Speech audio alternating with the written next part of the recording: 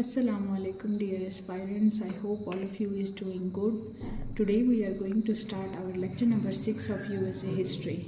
In this lecture we will cover the topic of civil war between North and East. In the previous 5 lecture I have already explained the introduction, its colonial time period, its expansion, its independence. It's all about intro 5 lectures. In this very lecture we will cover the civil war. Civil war के perspective में already मैं आप लोगों को थोड़ा सा इसका background बता देती हूँ कि सिविल वॉर होती क्या है। देखें, वॉर तो मतलब 2 कंट्रीज़ के दरमियान में होती है। जो सिविल वॉर होती है ना, वो हम लोग देखते हैं कि सिविल वॉर जो है ना, वो अपने लोग एक दूसरे के साथ लड़ते हैं। जो वॉर अपनी कंट्री विद इन कंट्री होगी ना, उसको क्या बोलेंगे? सिविल वॉर बोलेंगे। अब देखें, मैं एक पॉइंट आप लोगों को एक्सप्लेन कर देती हूँ कि किस तरह से सिविल वॉर लड़ी गई हमें यूएसए के पर्सपेक्टिव में, ठीक है। उन 13 कॉलोनीज़ ने किस तरह से सिविल वॉर लड़ी। अब देखें, अगर हम लोग थोड़ा सा ये डायरेक्शंस को मद्देनज़र रखें, यहाँ पे होता है हमेशा नॉर्थ, यहाँ पे होता है साउथ। वही लिखने से हमारे पास क्या आ जाती है? वेस्ट और ईस्ट की डायमेंशंस आ जाती हैं, ठीक है। याद रखना है, ये जो हमारा यूएसए का पार्ट होगा ना, ऑब्वियसली वो नॉर्दर्न स्टेट्स होंगी यूएसए की, ये हमारे पास होंगी सदर्न स्टेट्स, ठीक है। तो क्या होता है कि यहाँ पे याद रखिएगा कि जो 13 स्टेट्स, ऊपर वाली 13 स्टेट्स जो नॉर्दर्न साइड पे आती हैं ना, वो जो 13 स्टेट्स, वो जो जितनी भी स्टेट्स आती हैं उन 13 स्टेट्स में से आया कि वो 6 होती हैं, 7 होती हैं, व्हाट्सोएवर 8 होती हैं, जितनी भी उनका नंबर काउंट होता है ना, वो स्लेवरी को एबॉलिश करना चाह रहे होते हैं। लेकिन यहाँ पे आप लोगों ने याद रखना है, साउथ के जो स्टेट्स होती हैं ना, साउथ की स्टेट्स होती हैं, वो प्रो स्लेवरी होती हैं। मतलब वो स्लेवरी को क्या कर रही होती हैं? प्रमोट करना चाह रही होती हैं। वो चाहते हैं कि स्लेवरी कायम रहे, ठीक है। यहाँ पे एंटी स्लेवरी, यहाँ पे प्रो स्लेवरी से रिलेटेड हम लोग कॉन्सेप्ट को देखते हैं। अब देखें, ये जो टाइम पीरियड है, इस वक्त यूएसए में इलेक्शंस भी हो गए थे। अब्राहम लिंकन जो थे ना, वो उस वक्त यूएसए के प्रेसिडेंट बने थे। लिंकन को आप लोगों ने याद रखना है कि ये यूएसए के ग्रेटेस्ट प्रेसिडेंट माने जाते हैं, ठीक है। यूएसए में इनको ग्रेटेस्ट प्रेसिडेंट इसलिए कहा जाता है क्योंकि इन्होंने यूएसए से सिविल वॉर ख़त्म की, और उसके अलावा इन्होंने क्या किया कि यूएसए में से जो स्लेवरी थी उसको हमेशा हमेशा के लिए जड़ों से उखाड़ फेंका, ठीक है। अब हम लोग देखते हैं कि सिविल वॉर किस तरह लड़ी गई। जोग्राफिकली मैंने आप लोगों को समझा दिया, अब्राहम लिंकन फैक्टर भी समझा दिया, ठीक है। अब अब्राहम लिंकन का हम लोग इसमें पूरे पर्सपेक्टिव में रोल देखेंगे, उन्होंने किस तरीके से इसमें रोल प्ले किया, ठीक है। सिविल वॉर की कॉजेज़ क्या क्या थी, उसके कॉन्सिक्वेंसेस क्या हैं, ठीक है।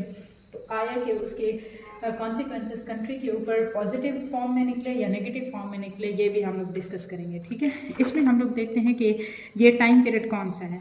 अब देखें, 1850 में क्या होता है कि यूएसए में जो है ना, सिविल वॉर स्टार्ट हो जाती है। ये स्टार्ट पीरियड आप लोगों ने याद रखना है, ठीक है। ये है स्टार्ट हमारा पीरियड। उसमें हम लोग देखेंगे कि क्या होता है कि नॉर्थ और साउथ के दरमियान में ना क्या हो जाता है, एक वॉर शुरू हो जाती है, ठीक है। ये आप लोगों ने याद रखना है। यहाँ पे जो मैंने 13 स्टेट्स का मैप बनाया था ना, एक्चुअली में बैटल ग्राउंड यही था, ठीक है। ये नॉर्थ और साउथ साइड्स एक दूसरे के साथ लड़ रहे थे ना, बैटल ग्राउंड इसी को कहेंगे, ठीक है। जो 13 स्टेट्स पहले जिन्होंने कन्फेडरेशन साइन किया था, ठीक है। अब होता क्या है कि जो यही 13 स्टेट्स होती हैं ना, वो क्या करती हैं एक दूसरे के ख़िलाफ़, मतलब उसके कॉजेज़ मैं आप लोगों को एक्सप्लेन कर देती हूँ कि उसके क्या क्या कॉजेज़ थे। अब कॉजेज़ में हम लोग देखते हैं कि यूएसए में सिविल वॉर के कॉजेज़ ये थे कि एक तो स्लेव्स और ओनरशिप के दरमियान में बहुत बड़ा डिसएग्रीमेंट था। डिसएग्रीमेंट इस बेसिस के ऊपर, स्लेव्स चाहते थे कि हमें स्लेवरी से आज़ादी मिले, ओनर चाहते थे कि नहीं ये हमारे अंडर रहें, ठीक है। इन दोनों के दरमियान में आप लोग बताएंगे कि एक क्लैश था, ठीक है, डिसएग्रीमेंट था। ये डिसएग्रीमेंट जो था ना, ये भी एक सिविल वॉर को जन्म देने में माविन साबित हुआ है, ठीक है। उसके बाद हम लोग देखते हैं कि नॉर्थ और साउथ का आपस में डिवाइड था। देखें, 13 स्टेट्स जब आज़ाद हुई तो नॉर्दर्न जो स्टेट्स थी वो कुछ और कहती थी, सदर्न स्टेट्स जो थी ना वो कुछ और कहती थी। इनके जो इंटरेस्ट थे ना वो टोटली डिफरेंट थे सदर्न स्टेट से, ठीक है। इनके अपने इंटरेस्ट थे, वो अपने इंटरेस्ट को परसू करना चाहते थे और ये अपने इंटरेस्ट को परसू करना चाहते थे। दोनों के क्या थे, इंटरेस्ट की बेसिस के ऊपर कंसेंसस नहीं हो पा रहा था। फर्स्ट मैंने आप लोगों को उसका कॉज बताया कि स्लेव्स और ओनरशिप के दरमियान में डिसएग्रीमेंट था, नॉर्थ और साउथ डिवाइड था, यहाँ पे याद रखना है नॉर्थ और साउथ डिवाइड था, ठीक है। ये डिवाइड फिर सिविल वॉर की तरफ लेके जाता है, ठीक है। उसके बाद हम लोग देखते हैं कि क्या होता है कि इलेक्शंस होते हैं, अब्राहम लिंकन कॉन्स्टिट्यूशन में आ जाते हैं। फिर क्या होता है कि सोशल इकोनॉमिक डिफरेंसेस भी दोनों के डिफरेंट थे। साउथ के मैंने अभी बताया ना कि इनके इंटरेस्ट साउथ के और थे, नॉर्थ के और थे। ऑब्वियसली फिर क्या होता है कि इनके जो भी मतलब वो होते हैं ना कि सोशल उनकी कंडीशंस और इकोनॉमिक डिफरेंसेस जो है ना वो उनको अल्टीमेटली किसकी तरफ लेके जाते हैं, सिविल वॉर की तरफ लेके जाते हैं। आई होप ये पॉइंट क्लियर है आप लोगों को। अब अब्राहम लिंकन किस तरह यूनियन को प्रोटेक्ट करते हैं, देखिए ये जो टाइम पीरियड है ना इसमें अब्राहम लिंकन इलेक्शन जीत के ना यूएसए के प्रेसिडेंट बन जाते हैं, ठीक है। प्रेसिडेंट लिंकन को जो है ना किस चीज़ की जिम्मेदारी सौंपी जाती है कि मतलब वो यूनियन में चाहते हैं कि स्लेवरी को हमेशा हमेशा के लिए ख़त्म कर दिया जाए। वो क्या करते हैं कि एक मोशन चलाते हैं, मीन्स एक लोगों का एक हजूम इकट्ठा करके, ठीक है, वो स्टेट के ख़िलाफ़, जो स्टेट प्रो स्लेवरी होती है ना उसके ख़िलाफ़ बातें करना शुरू कर देते हैं, ठीक है। वो कहता है कि मैं अपने लॉज को इस तरह से इम्प्लीमेंट करवाऊँगा कि इन स्टेट्स में से जो भी गलत चीज़ें होंगी ना मैं उसको एबॉलिश करूँगा, ठीक है। इनकी जो भी पॉलिसीज़ थी ना, ठीक है, उसने यूनियन को अनशेकेबल और अनब्रोकन बना दिया था, ठीक है, क्योंकि यूनियन अब इकट्ठे हो गए थे, मिल गए थे, वो अपने राइट्स के खिलाफ लड़ते थे, ठीक है। अब यूनियन यही कह रही थी कि जो स्टेट्स हैं ना वो अपने राइट को कभी भी मतलब वो नहीं करेंगे, निगलेक्ट नहीं करेंगे, इसको छोड़ेंगे नहीं, अपने राइट्स के खिलाफ लड़ते रहेंगे वो। और कॉन्स्टिट्यूशन भी तमाम स्टेट्स के लिए एक जैसा होगा, ठीक है। तमाम स्टेट्स के जो राइट्स हैं वो इक्वली डिवाइड होंगे, ठीक है। अब वॉर ऑफ समटर लड़ी जाती है फोर्ट समटर के मैदान में, साउथ कैरोलिना के का एक वो होता है बैटल ग्राउंड होता है फोर्ट समटर, वहाँ पे लड़ी जाती है। फिर क्या होता है कि मतलब जो फेडरल फोर्ट्स होते हैं ना कुछ उनको कैप्चर कर लिया जाता है और स्ट्रॉन्ग होल्ड उस इलाके के ऊपर ना चार्लिस्टन के ऊपर कैम्प कर लिया जाता है। लिंकन जो है ना वो इसमें 2 फोर्ट्स और भी ऐड ऑन करते हैं, फोर्ट समटर में चार्लिस्टन और एक और नाम से आप लोग फोर्ट याद रख सकते हैं कि मतलब वो भी इसी से मिलता जुलता एक फोर्ट बनाया था, यादगार में आप लोग समझ सकते हैं, ठीक है। जब वॉर हुई थी, सिविल वॉर हुई थी 1850 की नॉर्थ और साउथ के दरमियान में, ठीक है। इसमें आप लोगों को फिर मैं ये बताऊंगी कि किस तरह से सिविल वॉर के पॉजिटिव और नेगेटिव इम्पैक्ट्स आते हैं यूएसए की हिस्ट्री में, ठीक है। इसमें हम लोग ये देखते हैं।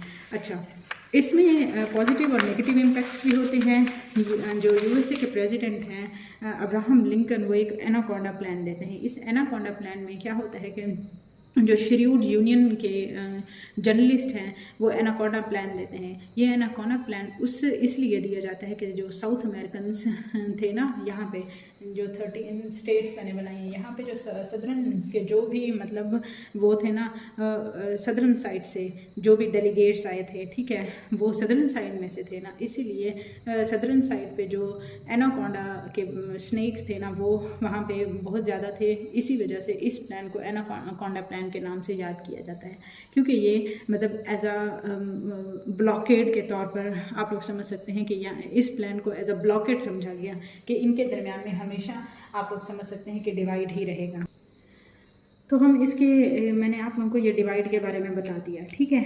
एनाकोंडा प्लान भी मैंने एक्सप्लेन कर दिया है। हम लोग इसके आफ्टर इफ़ेक्ट्स देखते हैं कि पॉजिटिव इफ़ेक्ट्स इसके क्या आते हैं। पॉजिटिव इफ़ेक्ट्स में हम लोग देखते हैं कि स्लेव्स को फ्रीडम मिल गई, ठीक है, इम्प्रूवमेंट आ गई, मतलब वुमेन के रिफॉर्म्स के हवाले से वहाँ पे काम किया गया, ब्लैक अमेरिकन्स को बहुत ज़्यादा फ्रीडम मिली।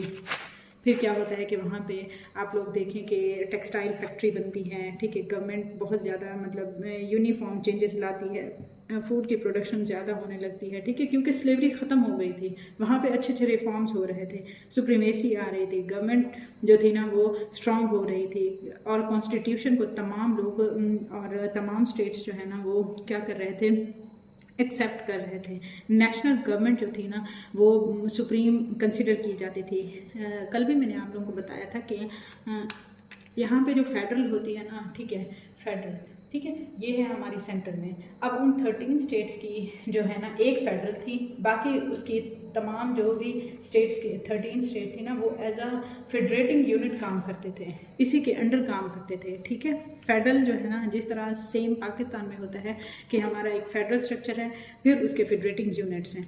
ठीक है, पॉजिटिव इम्पैक्ट्स में आप लोग ये बता सकते हैं कि बैंकिंग सिस्टम में बहुत ज़्यादा रिफॉर्म्स लाई गई। कांग्रेस ने मुरिल एक्ट पास किया 1862 में, इस लॉ के तहत ना लोगों को ज़मीनें दी गई। ठीक है, एजुकेशनल इंस्टीट्यूशन इस्टेब्लिश किए गए और ये कि इकोनॉमिक ग्रोथ जो है ना नॉर्थ में बहुत ज़्यादा बढ़ने लगी। इसके नेगेटिव इम्पैक्ट्स में अगर हम लोग देखें तो आप लोग बताएंगे कि लोगों को ना मतलब आज़ादी के लिए और सुकून हासिल करने के लिए बहुत ज़्यादा हाई प्राइस अदा करना पड़ी। साउथ की जो इकोनॉमी थी ना वो बिल्कुल ख़त्म हो गई। नॉर्थ में तो ये सारी तब्दीलियाँ आई, पॉजिटिव इफेक्ट सारे नॉर्थ में आए, जबकि साउथ में क्या हुआ कि लोगों को बहुत ज़्यादा मुश्किलात का सामना करना पड़ा।